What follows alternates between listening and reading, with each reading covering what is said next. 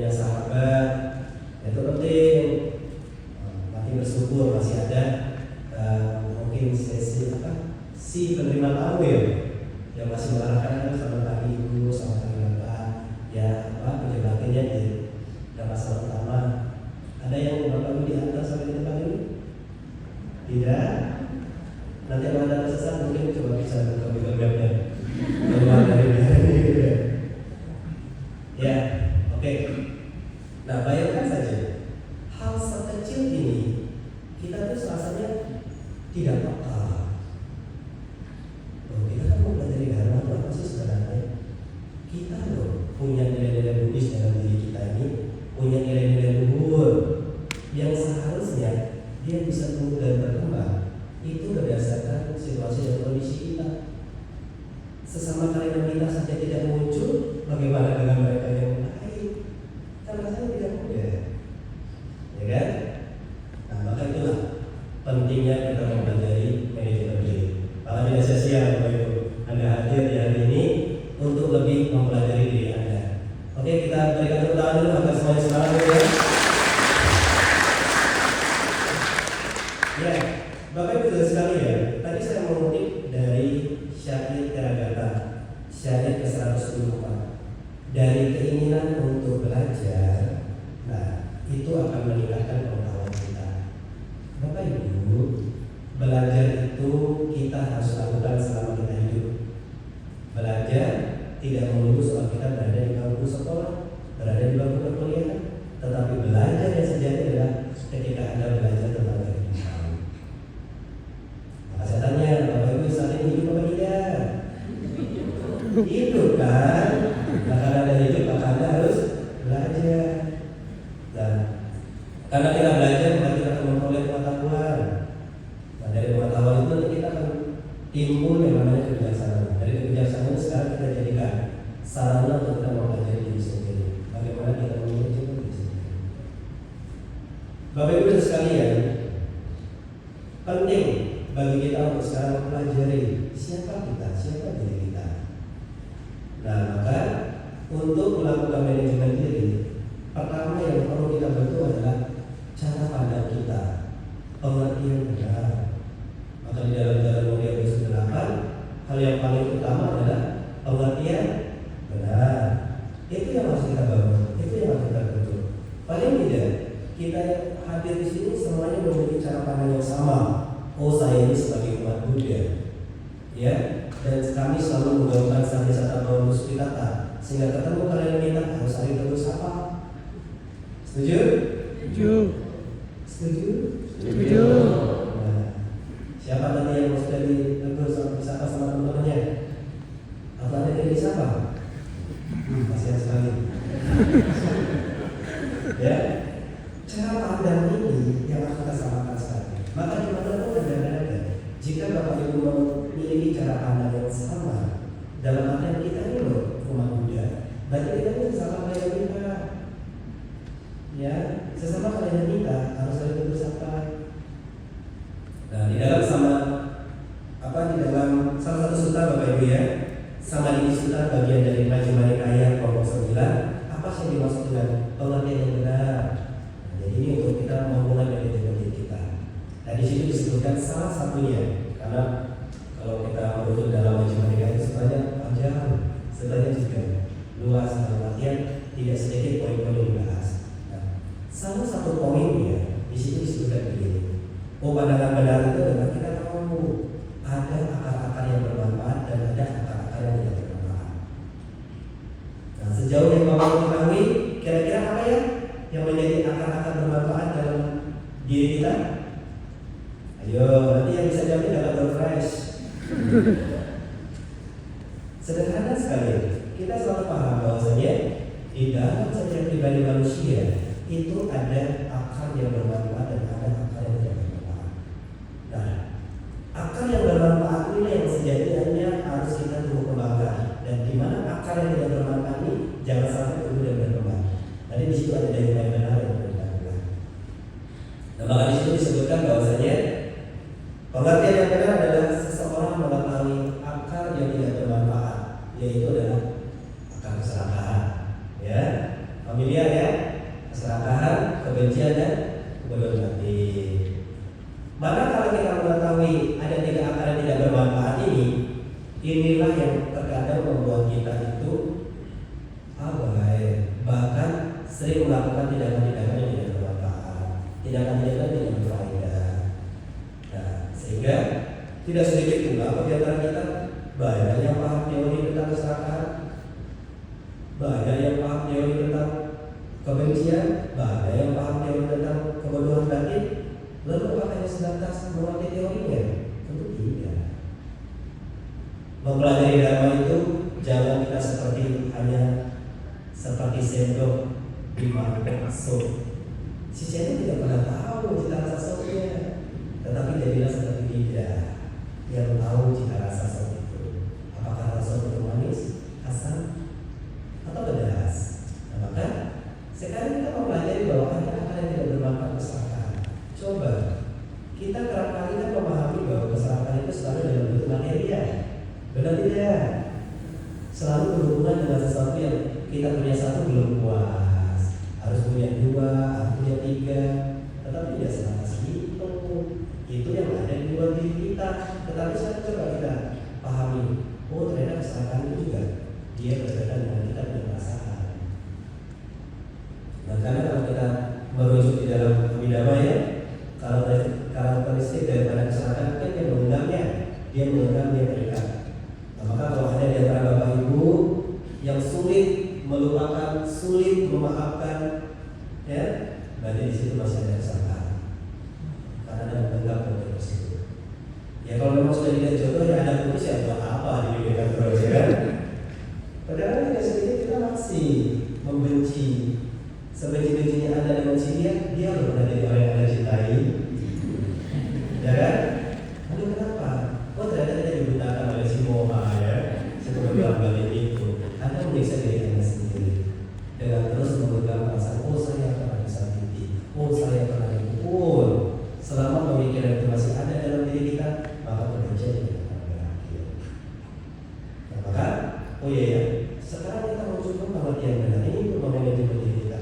Karena tidak sedikit di antara kita terlalu mudah Bapak Ibu memasukkan berbagai macam sampah dalam pikiran kita. Nah kalau kita sudah punya cara pandang, saya tidak suka dengan orang ini, mendengar suaranya saja, apakah ada bahagia? Tidak. Begitu Anda melihat sandalnya saja, Anda sudah gerdang sekali, ya kan? Nah itu sesuatu yang kita dengar itu kita masukkan ya, jadi sampah dalam pikiran kita. Sesuatu yang kita lihat kita masukkan dalam pikiran kita.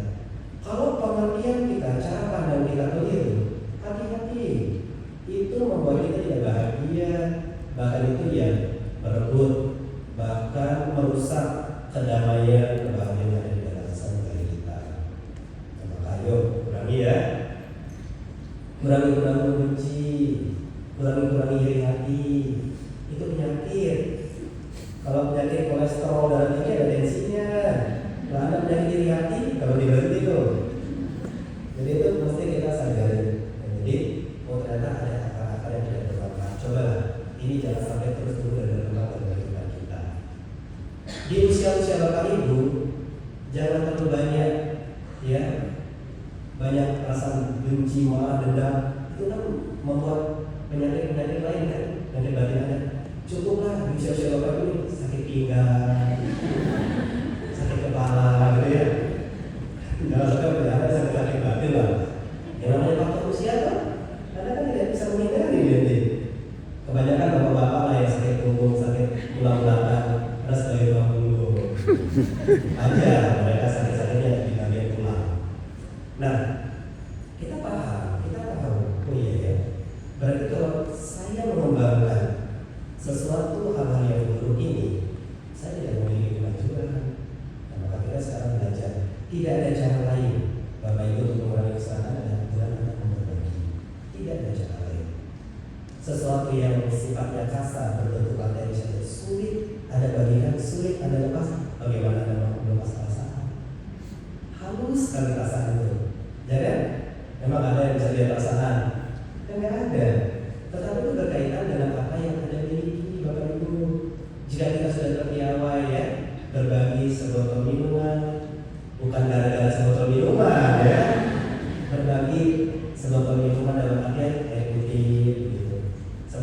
meditasi atau segala macam ya boleh.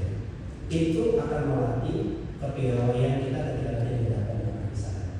Buktikan saja apa yang saya sampaikan ini.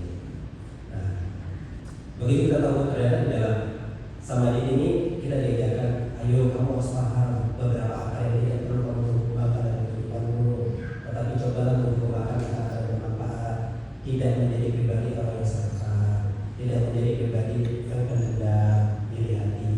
Bahkan kita harus belajar agar memiliki pengetahuan. Nah, salah satunya buktinya ada data di tempat ini adalah sarana untuk menambah pengetahuan tersebut. Maka tepuk tangan dulu diri Anda semua ya. Nah, setelah kita memiliki pengertian yang benar, itu akan berorientasi Bapak Ibu. Kan dalam jalan beliau berkata ada pengertian benar ya, pikiran benar, ucapan benar dan perbuatan benar. Ada mata pencaharian benar, daya upaya benar, kata benar, bahasa tulis benar. Tapi saya tidak bahas semuanya karena kan dibatasi waktunya. Ya, jadi ya, hanya membahas dari 4 poin saja di atas ya. Dari pengertian benar itu akan berorientasi pada pikiran benar, ucapan benar dan perbuatan benar. Kendati pun orang memiliki pengertian benar, tetapi kadang juga pikirannya masih salah loh. Ucapannya juga masih keliru, bahkan tingkah lakunya juga masih salah. Nah, bagaimana kita mempelajari manajemen diri ini? Kita tahu cara mengatur diri kita itu untuk menyelaraskan antara pengertian benar, pikiran benar, ucapan benar dan perbuatan benar. Kita harus menyelaraskan itu agar apa? Kita satu langkah lebih maju, satu langkah lebih baik dari sebelum-sebelumnya. Nah, mengenai pikiran benar, Bapak Ibu, ada kalian bisa mengatakan pikiran ini sulit dikendalikan, pikiran ini liar, ya. Tetapi kalau kita tidak mempelajari pikiran, justru pikiran ini suka membuat produk. Apa kira-kira produk pikiran? Ketakutan, kekhawatiran, ya, putus asa. Siapa yang masih memiliki ketakutan yang akut? Siapa yang masih memiliki kekhawatiran yang akut? Itu produk pikiran juga. Nah, kalau kita sendiri tidak mempelajari pikiran, bagaimana kita bisa meminimalisir ketakutan kita, kekhawatiran kita? Tidur itu lebih membahagiakan, Bapak Ibu. Lalu kenapa Anda masih mau berpikiran? Kan tidak sedikitnya orang-orang yang insomnia ya, yang tidak bisa tidur malam, kan banyak pikiran. Banyak sekali buah-buah pikirnya. Nah, sehingga penting untuk mempelajari pikiran sendiri. Siapa yang mampu mempelajari pikiran Anda sendiri? Ya, kalau kita mempelajari tentang hukum karma dan penciptanya, ada di satu bagian yang akan bertemu dengan pernyataan manakala ketika seseorang menjelang kematian, kan berbagai macam bentuk pikiran kan muncul ya sebagai tanda, ya instrumen apa yang muncul menjelang kematian. Pernah membaca begitu ya? Pernah mendengar begitu ya? Kalau kita mempelajari karakteristik karma ya, seharusnya Bapak Ibu kita tidak menunggu saat dulu, menunggu sakit akut, pengen tahu lihat seperti apa pikiran terakhirnya. Jangan. Tadi meditasi seperti apa pikirannya? Buyar-buyar ya? Ada yang begitu kan? Ya seperti itu. Dalam artian kenapa harus menunggu usia tua dulu, menunggu sakit dulu untuk melihat kesadaran? Ya kita belajar kesadaran ini saat ini, sehingga nanti kita lebih awal bagaimana menjaga pikiran kita. Karena kesadaran terakhir itu, pikiran terakhir itu sebagai penanda loh kemana kita akan pergi. Ya bahkan di sini sekarang kita harus membentuk yang namanya SMOS, SMOS. Ada istilah SMOS? Belum ya? Sebenarnya ini saya mengambil dari buku yang ditulis oleh Pak Roni ya, yang tentang manajemen diri. Ayo, siapa yang diantara Bapak Ibu yang sudah punya bukunya? Ada? Belum ya? Oh, dia berarti coba dicari tulisannya. Itu ada di bagian kata pengantar yang ditulis oleh Bante Joni Dhammapada. Maka untuk kita berupaya untuk memiliki pikiran benar seperti ini. SMOS itu adalah susah, melihat orang lain susah. Senang melihat orang lain senang. Nah, kalau kita mendengar dua kata itu, nilai luhur yang ada dalam diri kita yang muncul apa ya? Susah melihat orang lain susah, senang melihat orang lain senang. Ayo, nilai luhur apa nih yang muncul dalam diri kita? Karena begitu. Apa itu? Meta kah? Karuna kah? Mudita? Atau UPK? Saya itu satu-satunya juga pakai kawan. Susah melihat orang lain susah, senang melihat orang lain senang. Kira-kira nilai luhur yang muncul dalam diri kita apa nih? Karena UPK apa Mudita? Jawab di kompak. 1, 2, 3. Kok masih ragu? Jawab di kompak lagi. 1, 2, 3. Karena Mudita. Kan rasa hati. Masa Anda senang melihat orang lain susah? Atau susah melihat orang lain senang? Ya, maka pikiran ini dia menciptakan roda dalam artian kalau kita sudah piawai mengenali pikiran kita dengan baik, pikiran ini ketika dia menciptakan perasaan yang iri hati, benci, jengkel, dendam, itu Anda tidak akan bahagia. Maka ketika Anda memiliki cara pandang, kemudian menerapkan dalam memiliki sos, ya, Anda akan menjadi pribadi yang bisa menerima. Nah, dengan memiliki pemikiran sos ini, alih-alih Anda iri hati dengan kesenangan orang lain, justru itu dijadikan motivasi diri. Singkat saja, gitu ya. Alih-alih kita harus iri hati dengan keberhasilan orang lain, jadikan motivasi diri. Begitu pula ketika kita melihat orang lain yang susah, tergerak. Meta karuna itu lebih termanifestasi dalam tindakan ketika empati itu muncul. Maka ketika Bapak Ibu latihan Pancasila ketika Oposata bulan gelap atau bulan terang ya, tidak mudah loh menahan rasa lapar. Sekarang bulan apa saya itu tidak mudah. Kalau kita Bapak Ibu yang pernah latihan semacam itu tidak mudah menahan rasa lapar, begitu Anda lihat orang lain kelaparan, tidak nyaman rasanya, sedih rasanya, Anda terdorong. Nah bahkan kalau kita merujuk di dalam kebijakannya, berarti ada suatu kebajikan yang muncul dalam diri sendiri tanpa dorongan, karena dia muncul dalam diri kita. Kalau diajak itu ada dorongan, karena Anda mengalami sendiri, berarti Anda bisa menyelami sisi kehidupan orang lain. Ya, nah, maka sekarang kita memiliki pengertian yang benar bahwasanya kita berupaya untuk melakukan manajemen diri, tahu sadar ada sesuatu yang tidak bermanfaat di dalam diri saya, jangan untuk kembangkan itu. Tetapi ada hal yang bermanfaat yang mesti saya perhatikan, lakukan itu. Dengan apa? Menunggu kembangkan daya upaya benar juga. Nah dari pikiran benar itu, maka Bapak Ibu nanti akan tahu ya. Kendati seseorang memiliki pengertian yang benar, pikiran benar, ucapan juga masih bisa salah, ya kan? Perbuatan juga masih bisa salah. Ayo kita selaraskan lagi dengan apa? Ucapan benar. Nah ucapan benar ini jika kita merujuk Bapak Ibu ya di dalam Wacasutta Anguttara Nikaya kelompok 5 surat 198 yang berkaitan tentang karakteristik daripada ucapan benar itu seperti apa sih? Yang kategori ucapan benar itu seperti apa sih? Nah di situ disebutkan adalah ucapan itu perlu kita lakukan pada waktu yang tepat. Ya. Jadi ketika kita ingin menyampaikan segala sesuatu, terlebih dalam sesuatu yang benar, sampaikanlah pada waktu yang tepat. Niat baik kita menegur orang lain, iya, niat baik kita ada di situ. Tapi jika waktunya tidak tepat, itu akan menjadi saran masukan yang salah juga. Karena kita tidak melihat waktunya, tidak melihat sifatnya. Nah, terus yang kedua adalah kebenaran. Jadi apa yang kita sampaikan itu adalah kebenaran. Jangan ketika Anda mendapat berita A, begitu Anda ceritakan dari A, B, lebih dari C, kan malah lebih.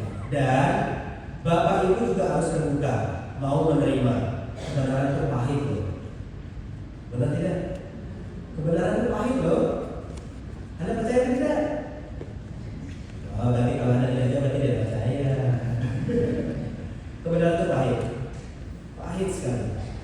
Nah, buktinya adalah kita ini kan tunduk terhadap hukum perubahan, ya kan?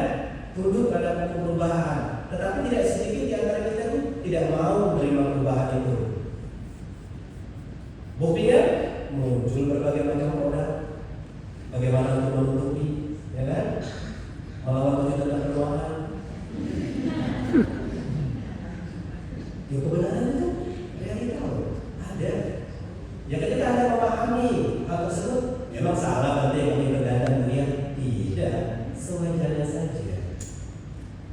Nah, ketika Anda memahami berdandan berhias sewajarnya saja karena ini kebenaran, aman, bapak-bapak Anda akan aman.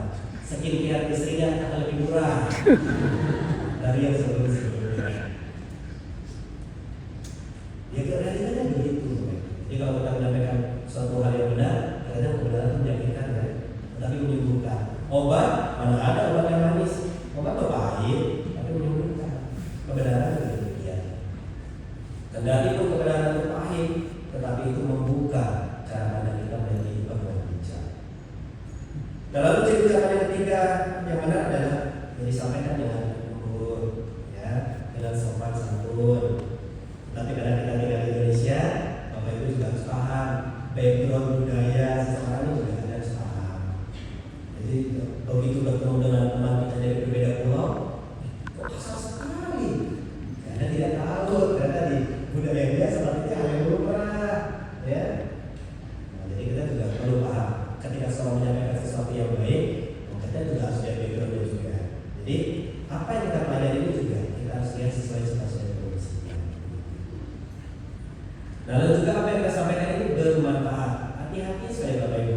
Ketika kita kumpul bersama begitu, awalnya kita berdiskusi nih tentang sesuatu bagaimana 5 tahun ke depan, misalnya 10 tahun ke depan. Tetapi kalau sudah habis pokok pembahasannya, seringkali kamu tahu nggak cerita tentang silam?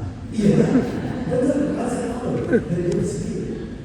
Ya, Anda sudah mulai hanyut ya dengan cerita-cerita dan bermanfaat. Nah, lalu juga didasari dalam pikiran cinta kasih, jadi ucapan yang baik. Nah, maka hal-hal semacam ini ada cara kita bagaimana memanage diri dengan baik. Mulai munculkan pengertian benar Bapak Ibu, selaras dengan pikiran yang benar, kemudian dengan ucapannya yang benar. Maka hal tersebut akan sangat-sangat bermanfaat bagaimana kita untuk memulai, untuk mengenai diri kita. Nah, ini juga menjadi salah satu renungan bersama ya, ada di dalam nama Pada dan Dawaga 133 yang berbunyi begini. Jangan berbicara kasar kepada siapapun, karena mereka yang mendapatkan perlakuan demikian akan membalas dengan cara yang sama. Sungguh menyakitkan ucapan yang kasar itu, yang pada gilirannya akan melukaimu. Ya, jadi hati-hati dengan ucapan. Lidah tidak tertular, tetapi begitu Anda mengucapkan kata kasar, sakitnya di mana? Di hati lah, maksud di sini. Ya. Oke, selanjutnya adalah bagaimana sekarang dari pengertian yang benar itu, kita selaraskan dengan pikiran benar dalam ucapan benar sekarang dan perbuatan yang benar. Nah, perbuatan yang benar di sini adalah kita bisa merujuk di dalam salah satu sutra yang indah sekali. Itu terdapat di dalam kata kita suka Samyutta Nikaya, Samyutta Nikaya kelompok 3 sekitar 37. Ini tentang cerita dari Raja Hasena di Kosala. Nah, suatu ketika ceritanya seperti ini. Bapak Ibu mau diceritakan? Oke, kalau mau saya ceritakan ya. Ceritanya begini, suatu ketika di tengah keheningan. Jadi Bapak Ibu jangan dulu, kamu di tengah keheningan. Di tengah keheningan muncul pemikiran di dalam benak Raja Hasena ini. Kira-kira siapa yang menjadi pelindung sejati seseorang? Kedatipun ia memiliki pasukan bergajah, pasukan berkuda, bahkan pasukan yang memegang tombak, panah, itu sejatinya tidak mampu melindungi seseorang. Kalau perlindungan yang bersifat eksternal, dimaksud dari raja Kasnyadi adalah perlindungan secara internal dari dalam. Nah, maka di tengah kalian itu raja-raja muncul ketika seseorang memiliki pengendalian terhadap perbuatan, pengendalian terhadap ucapan, pengendalian terhadap pikiran, terkendali di mana-mana, maka seseorang dikatakan terlindungi.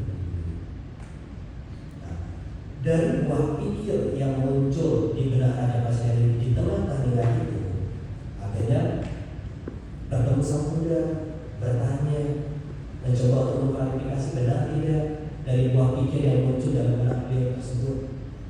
Nah, maka disitulah dia bercerita sama bahwa di tengah kandungan saya berpikir ya, sebagai contohnya ya kita mencoba mengimplementasikan di era kita sekarang ya, buah pikir dari jenis tadi. Kalau Bapak Ibu nanti pun ada beberapa kluster perumahan ya yang terkadang tidak membuat tembok tinggi ya, ada begitu ya, di beberapa perumahan kan tidak ada pagar juga, tetapi ada sebagian besar perumahan kan temboknya tinggi ya. Tembok tinggi pun ternyata belum cukup, dipasang kawat berduri ya. Kalau tidak kawat berduri, beling-beling.